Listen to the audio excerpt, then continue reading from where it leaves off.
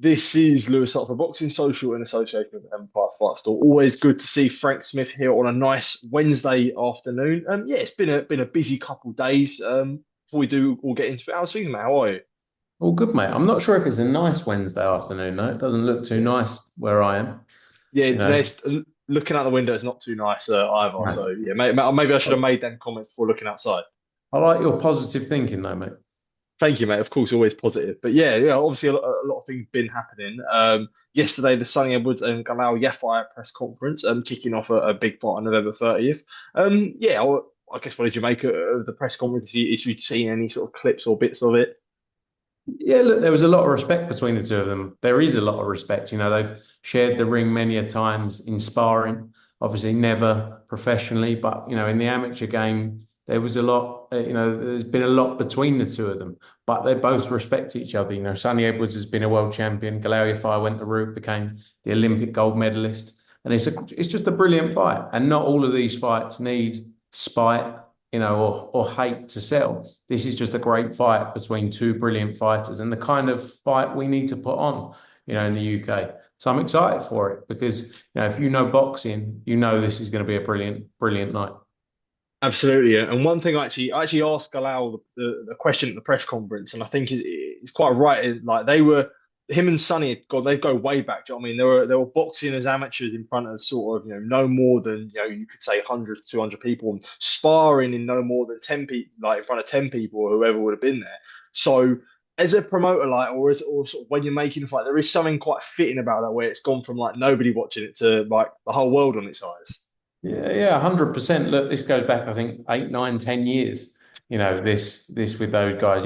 And boxing families as well. Sonny and Charlie have done amazing things in the sport. Galal, Cal, Gamal, and they got a younger brother as well, who I'm sure eventually will come through. But yeah, it's mad to see because back then, and I think one of them said it. I think Galal may have said it. Who would have thought when they were sparring or they were having those amateur fights all these years later, they'd be headlining the main event like this? I bet neither of them thought that's where it would end up. But, like I say, it's the kind of fight we need to make and the fight we pushed hard to make. And, the right fight for both of these guys. And if it's a great fight, we could do it a few times. Yeah, absolutely. And one thing with I guess you mentioned the families there, and Galal is he's never going to be the one that's going to start throwing tables about, or he's going to sort of calling Sonny all names. I know Sonny does like to talk a little bit, but there's always a history of the family. Like when you're promoting a fight, do you almost sort of want sort of the say like sort of Cal or Gamal or even to Charlie lean? I know Charlie had something to say at the press conference, friend. I think it was a duck at Cal Yafai. But do you sort of lean on like let's build this up a little? Look, it's all part of promoting, isn't it? And if there's history there between them, that will come out. Like they've all got their different relationships. Cal and Charlie, as you say, there's been back and forth in the past between those guys. I think at the same time they respect that it's the two their brothers is getting in the ring, and it's about their brother. So in each side, both for Charlie and for Gamal and Cal, they respect that side of things. I think undoubtedly, as the promotional cycle continues, there's going to be things that are brought up. There's going to be things that are said. Galal is a quieter character. Sonny, not so quiet, as we know. And that's what's made Sonny Edwards what he is and put him in the position he's in as well. Galal Yafai has worked hard as well to be in the position, won Olympic gold medalist medal, as I say. But they're different personalities. But I'm sure as the campaign and cycle rolls out, there will be some back and forth between them. Yeah, absolutely. And I did actually want to pick a fight out from the undercard that I think if I'm giving my all honesty, I was quite shocked to see it, to be honest. Cameron Vuong taking on former European and British champion Gavin Gwynne. Yeah, I think I first sort of caught wind of this fight about a month ago or so, and where there was potential sort of talks of it. And I think, to be honest, to say like for Vuong to fight someone like Gwynne in his seventh fight is that's I think anyone could say it's really hard matchmaking. So yeah, sort of I guess what's the reasoning behind matching Vuong so hard, so young, and so early on? Look, I think Cameron is someone we believe can go all the way. He's got the personality, he's got the boxing ability, and he's got a team who believe in him as well. Look, we're led by fighters and led by at what speed they want to go. And with Cameron, he wants the biggest fights. Obviously, we'd focused on Jordan Flynn for a while. That would have been a great fight. It had been built up as well into a fight probably bigger than what it was in reality between the two of them. But Gavin Gwynne, it's a great opponent and a real step up for him and a real challenge at such a young age. But again, we go back to the point of respect to him, because a lot of fighters at his age and in his position wouldn't be taking fights like this. But his team believe in him, we all believe in him, and believe he can go all the way. So it's going to be a real fight between them, and a great fight on the card. Is there not a worry though when with young fighters that at the end of the day he's 21 and there's no rush to sort of put him in fights? It's like it's always a worry that it's too soon. And when you think about sort of the longevity of his career, you don't want him to sort of get to the point where he's 28, 29 or 30 and he's got nothing left because he got matched so hard early on and didn't fulfill his potential. So yeah, I mean, at the same time, he doesn't feel he can learn more from taking easier fights that don't develop him. And, age now in this sport, you look at the people, look at Devin Haney, for example, what he's done at 23 years old, is he? Something like that. Yeah. And you think what he's done over the years, he was world champion at 20, 21, something like that. I'm not just saying, I'm not comparing Cameron necessarily to Devin Haney, but, age is not what it was in the sport. Look at, again, people who have been professional for a long time, obviously, but I think when you've got someone of Cameron's ability and someone with a team around him that are confident with what he can do, he's sparred against some of the best, he spars very often against Jack Catterall, probably the up there amongst the best 140 fighters, and Cameron's confident in his own ability. So, yes, it is a risk, but at the same time, that's how he's going to get to the stage he believes he can be on, is by doing things like this. And he doesn't feel like he can develop and grow, taking fights that just aren't going to pushing. Yeah, absolutely. Just want to quickly move on to New York. You was there on Friday. Sandy Ryan and Mikaela Mayer putting on a brilliant fight in front of the Madison Square Garden audience. An amazing fight, but you could say almost on a Ryan point of view, it's been overshadowed quite a lot by obviously what happened before the fight with Sandy Ryan getting attacked, you could say, with paint. Another sort of this sport never sort of fails to amaze me with things that can happen. This is another thing that's happened. But before just touching on the whole paint situation, just your thoughts on the fight of how you thought it went. You think sort of taking bias away, you think Daniel Ryan done enough to win? Look, I thought it was a tremendous fight. Both of them gave it everything in there. I thought actually Mikaela Mayer boxed really well. And sometimes I think Sandy Mayer boxed, with a bit of anger of the situation that we'll come on to. I think the result was fair. I think it was fair. I think, you could have said it was a draw, but I don't think you can argue Mikaela Mayer winning that fight. But it was a great fight that we could see again as well. They're the types of fights that people will watch over and over again. People in the crowd were saying it was the best fight on the card. It was last fight of the night, obviously, quite late in the evening, but the best fight on the card. There's a great atmosphere in there for it as well. So I don't think you can really argue with the result, personally, but I do think the situations before the fight led a little bit to the performance, where Sandy was as I say, sometimes fighting with anger of what had happened. Yeah, absolutely. And we'll get onto that now. Obviously, you was there. I'd assume, if I'm right in saying, you was waiting to be transferred to the fight or to the venue. And I guess you could I give the floor to yourself to what happened as followed from then, where we got the whole situation, or where Sandy sort of ended up getting covered in paint. Yeah, look, we were waiting in the hotel. So we're in the hotel lobby for a bit. All the teams were staying in the same hotel. So Mikaela's team and family, I guess, were there in the lobby as well. Sandy came down. We went outside to get in the car. I was putting stuff in the boot of the car. There's probably about 7 or 8 of us. And out of nowhere, and it was so fast, people say could have reacted maybe quick. It was so fast that you didn't even see it coming, that prior to seeing the CCTV, someone had just thrown a whole can of paint over Sandy and obviously the team around her, and it was came out of nowhere. And now we've seen the CCTV, it was all planned. There was a car waiting. As soon as we all walked outside, the car was waiting, got out the car, sort of put themselves in a position where they were got close to Sandy. But obviously, no one was expecting anything. So no one was expecting in any danger or issue or anything like that, of this type. And then threw the can of paint and was straight back in the car within seconds. Look, it's something that's been investigated by the NYPD, along with other stuff that had gone on that week. There was Yeah, I would leaflets, still argue on that. Yeah, the yeah, with leaflets and that. certain things, which I won't say what they were, but about Sandy, posted all around the surrounding areas of Madison Square Garden, all around the hotel that she was staying at. So it was all, again, you can't really point fingers without the evidence, but at the end of the day, NYPD will do their investigation. It was all planned. They knew what they were doing. So we'll see how things play out. It's unfortunate because in a space where, sorry, I'm just plugging my laptop in because it was about to run out of charge. Yeah, cool. That's cool. In a professional sport, you don't need to do these types of things.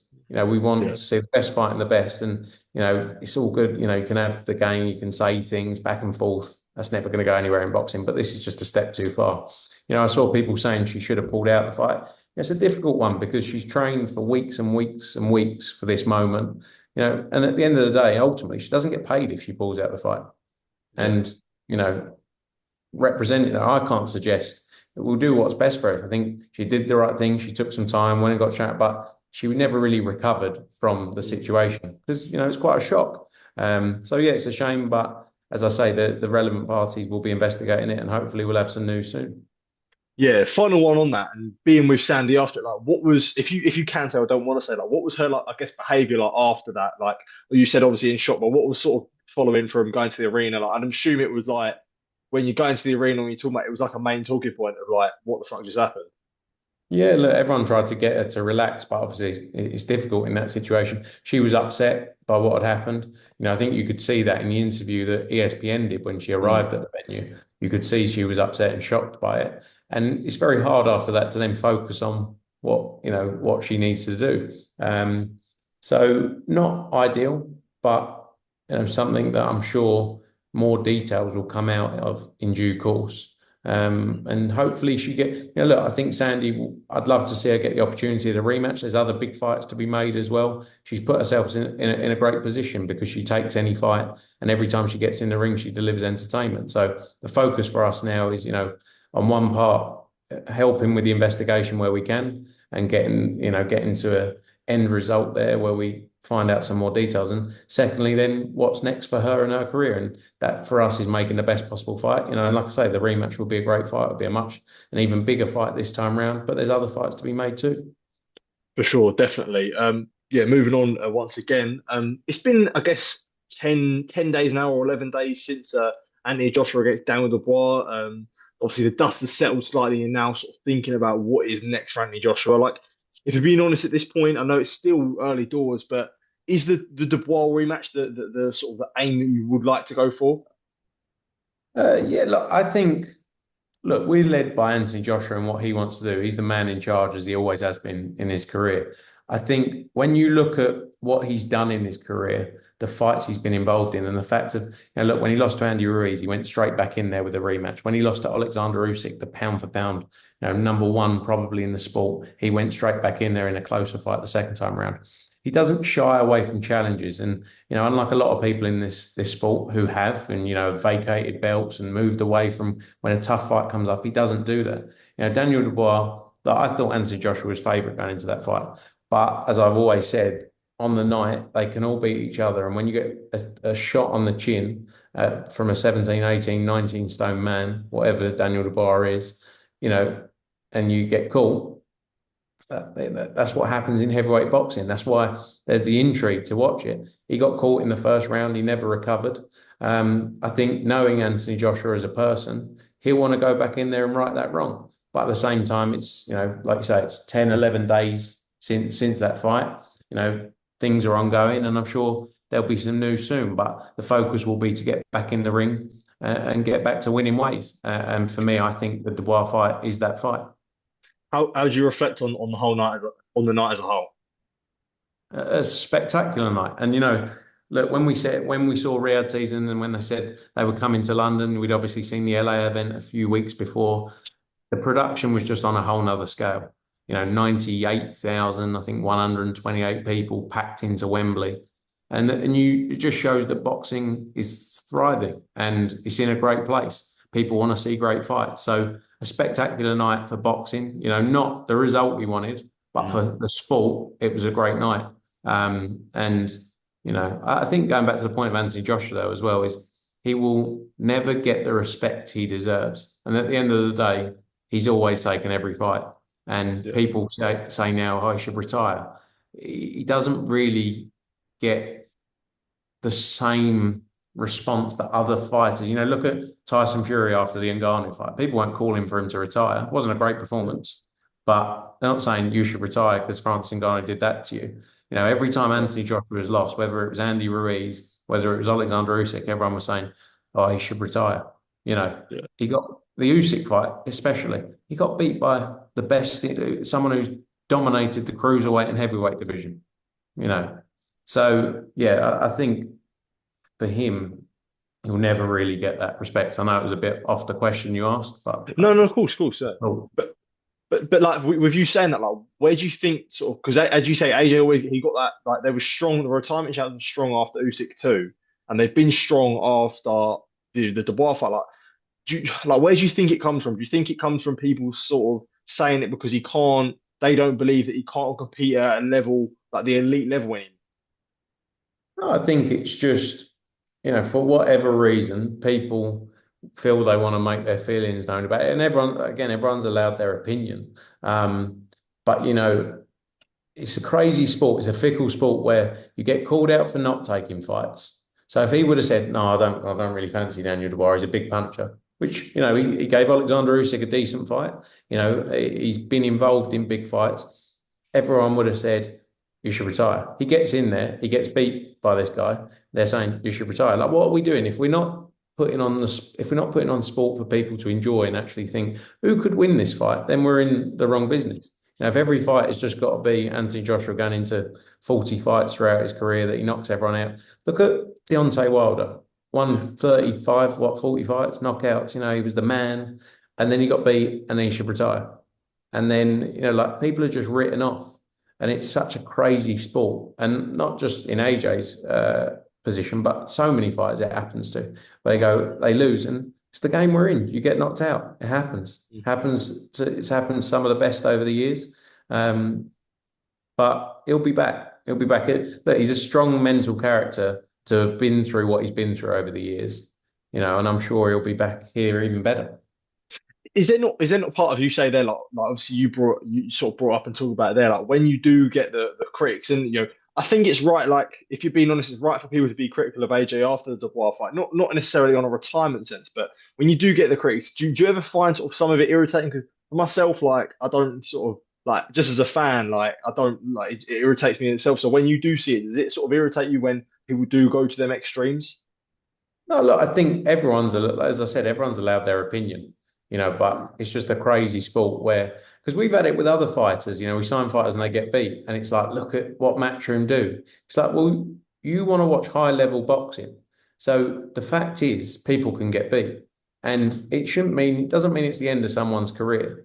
So look, everyone's allowed their opinion. You don't have to agree with it. Everyone's allowed their opinion on the way he fought, what he did here, what he did there, but it's easy for all of us to say, should have done this, should have done that. We're not in there. We're not getting caught with shots, and he got caught, like I say again, he got caught with a massive shot in round one, never really recovered, but showed so much heart throughout that fight to keep getting up.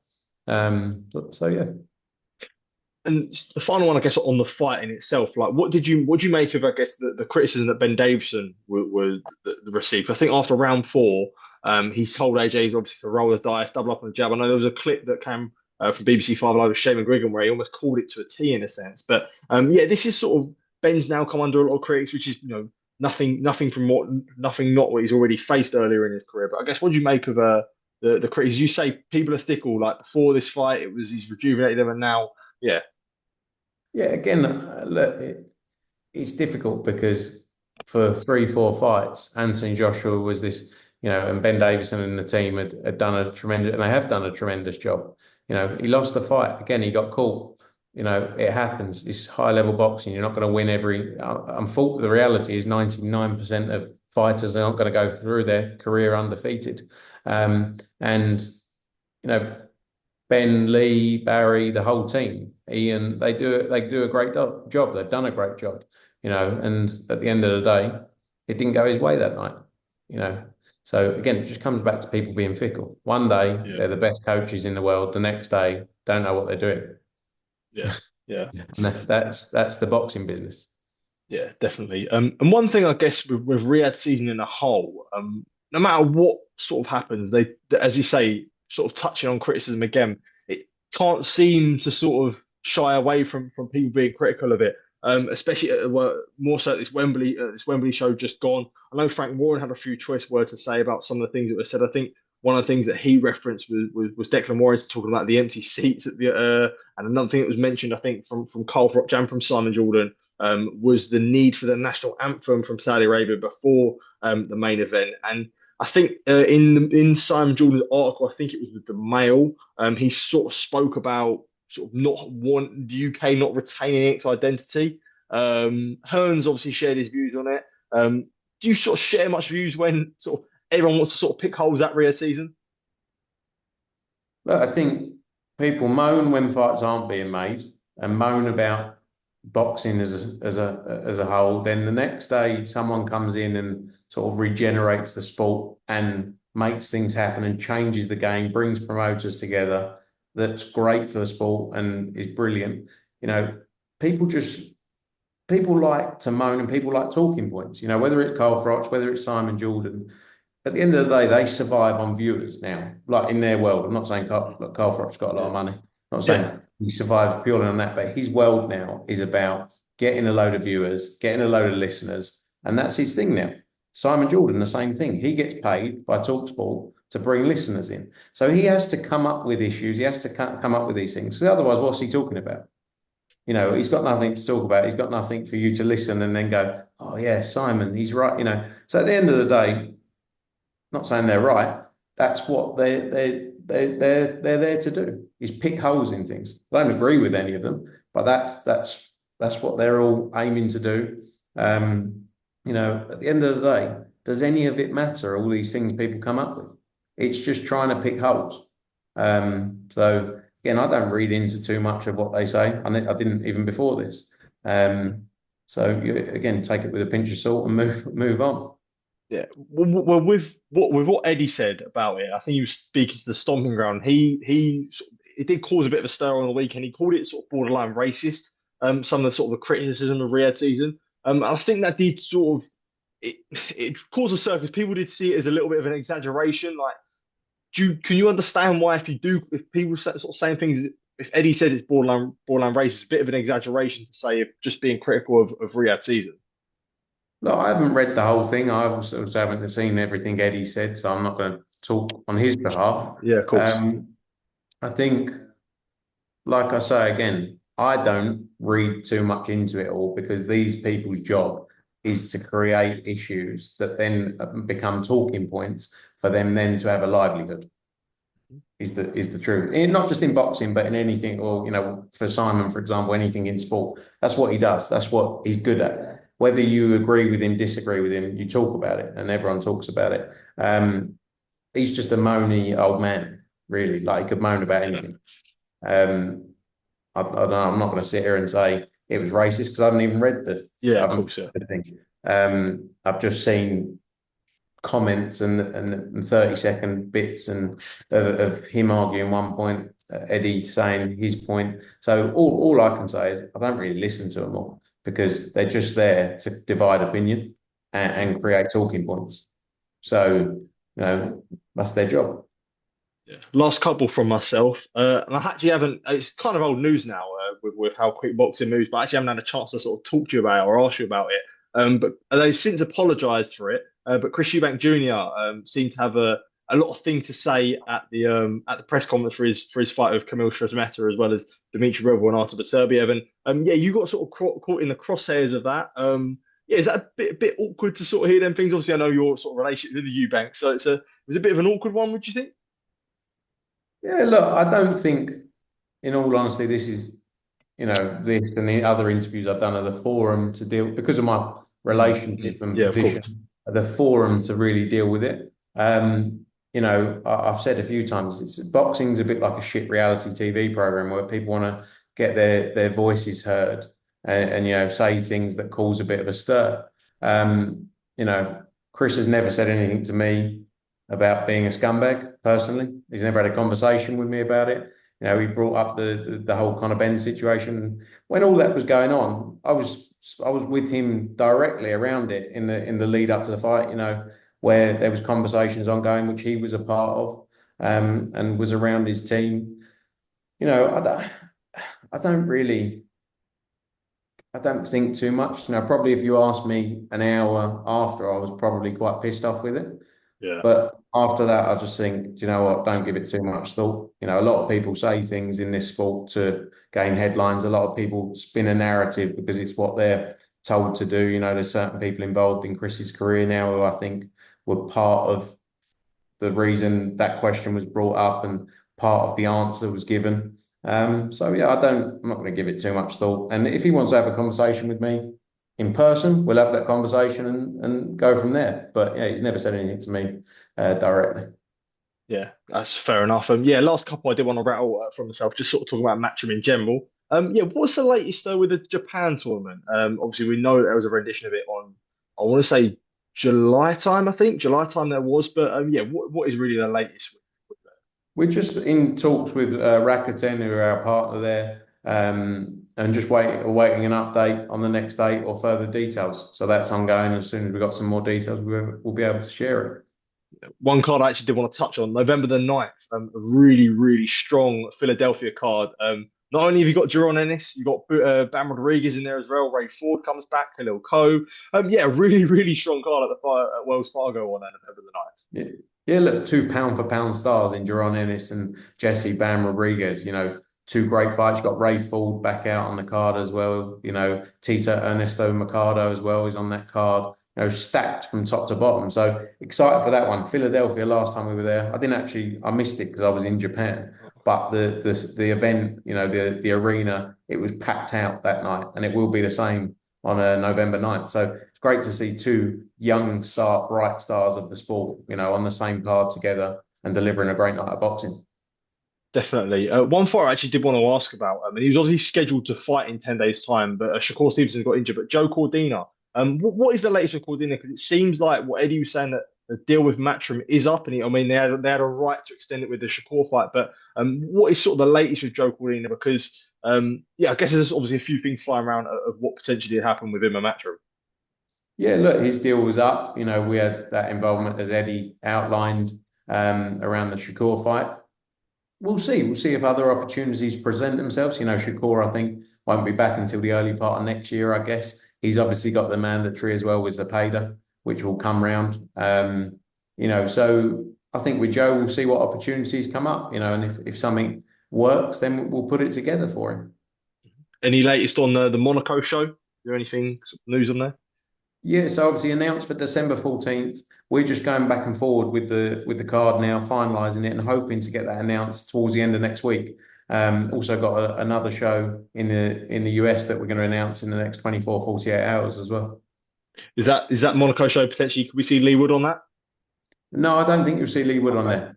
Some other names, some other British names, international names as well, as we always have on the Monaco shows. But excited to be back out there.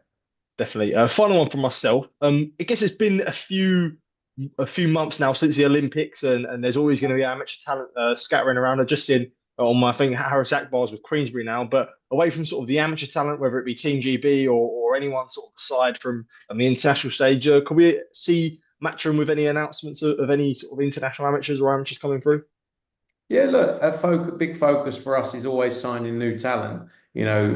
We, as a global business, we're the only global business in boxing who are promoting shows all around the world. So for us, it's about looking at the best talent from around the world, whether that's the US, Mexico. We've done a lot of work in Uzbekistan in the past. They obviously got 6 gold medals at this year's Olympics.